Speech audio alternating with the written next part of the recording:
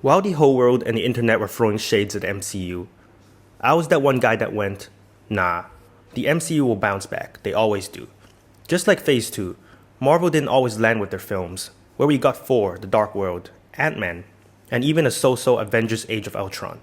So, I sat through Phase 4 with an open mind, and was excited about the new experimental phase. What made me decide to make this video was the new Secret Invasion trailer, which I'll get to that later. Phase 4 kicked off with Black Widow, and I thought it was meh. It was the first film of that phase, so I was willing to cut the MCU some slack. It was however a little sad to see a Kickstarter phase that unfortunately did not give the proper send-off that Natasha deserved. Then came WandaVision, which I was pleasantly surprised. It gave me hope that Phase 4 may find its way, being experimental. And then Shang-Chi came along. I'm Asian, so after all I'm going to be more biased. I enjoyed Shang-Chi immensely. Then, boom, we have our first flop of the MCU, The Eternals. Well, at least for me and most of the audience. I then told myself once again, with a franchise that spanned a decade in the making, there are bound to be mediocre ones. So I shrugged it off and placed Eternals in the forgotten pile and pretended it never happened. Next came Falcon and the Winter Soldier, which had an extremely forced and unnatural ending, and the What If series, which I did not enjoy. By this point, the internet complaints had begun. However, I was still clinging on and hopeful that the MCU would redeem itself sooner or later. So what's our plan? Then December came, dragging everyone back into cinema in a COVID era, while still managing to come in at number 6 at the global box office. Come on, don't tell me that is not impressive, especially since the movie was never shown in China, one of the world's biggest market. Spider-Man pretty much saved cinema at the year end. Maybe everything will be okay again. Maybe. But here is where it started going slightly downhill for me. The Multiverse of Madness was one of my most anticipated MCU projects of Phase 4. It's the Multiverse. How can you not get hyped? And with the recent deals of Fantastic Four and X-Men, of course. My anticipation was over the roof. I'm sure this was one of the most anticipated for many other audiences as well. I went in super hyped, thinking this was going to change the MCU forever, and bring everyone back who have been departing the MCU lately.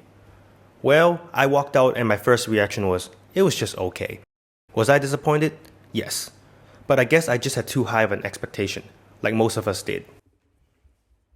But after weeks, as I had more time to ponder on this film, it just carried this sour taste with it, and I started to dislike it more and more, as just like the Falcon and Winter Soldier, I realized how forced it was, as if Marvel decided that it was a good idea to cram everything, as they now have the rights to everything, and they throw it all at your face at once. The downward trajectory continues. Moon Knight. Moon Knight was the one that I was actually most hyped for, as Kevin Feige promised a darker tone for the MCU and a standalone show, so we could have it briefer. I enjoyed it, but if you call that tone darker, well, I guess the internet is right. Daredevil is in big trouble. Now, I really can't wait to see how they butcher him in SheHulk. But what made me really finally feel burned out by the MCU? The fact that it is treating itself as a jokester. Thor: Love and Thunder showed me that, but I was willing to ride with it despite screaming goats. But SheHulk? So, this brings me back to the beginning of the video, Secret Invasion. Recently, Secret Invasion trailer came out and I loved it. Why? Because it reminded me of the old MCU. It gave me back the Winter Soldier vibes, which was one of my favorite MCU movies. Why was that my favorite film? Because it was able to take itself seriously. There were rules to be followed, and most of all, it could stay grounded, allowing us to connect with the characters. Whereas SheHulk, nothing makes sense. Even the court case feels like some heaps of rushed mumbo-jumbo. Not every MCU has to be a joke, even when comedy is incorporated. The old MCU showed us that it could be done. You have no idea what you're dealing with. Shakespeare in the Park? Doth mother know you weareth her drapes? NANI? It could be balanced just like the old faces of MCU had shown us. Remember when Iron Man came out and it was able to reach a wide audience as everyone could relate to it, and how it wasn't jam-packed with jokes, and even when it did, it could still take itself seriously. Is it too much to ask for both? It's like Marvel has forgotten about us, the generation that began the decade-long journey, and now they just cater to 7-year-old kids. She-Hulk feels exactly like that, even though it is part of the MCU and makes constant references. It doesn't feel like the MCU anymore. I just can't believe that She-Hulk is part of the MCU, like it feels like two different entities. Don't even get me started on the CGI. So keep doing your thing, internet, cause it is outrageously bad.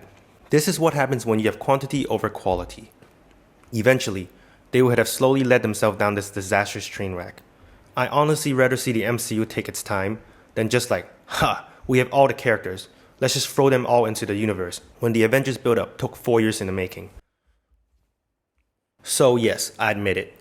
I'm finally getting MCU fatigue, just like the internet. I've stood and supported Marvel for a long time while the internet is bashing it. But now I guess I might start doing the same if Marvel decides to cater its audience to 7-year-old kids and neglect us fans that we were there for the journey for 10 years.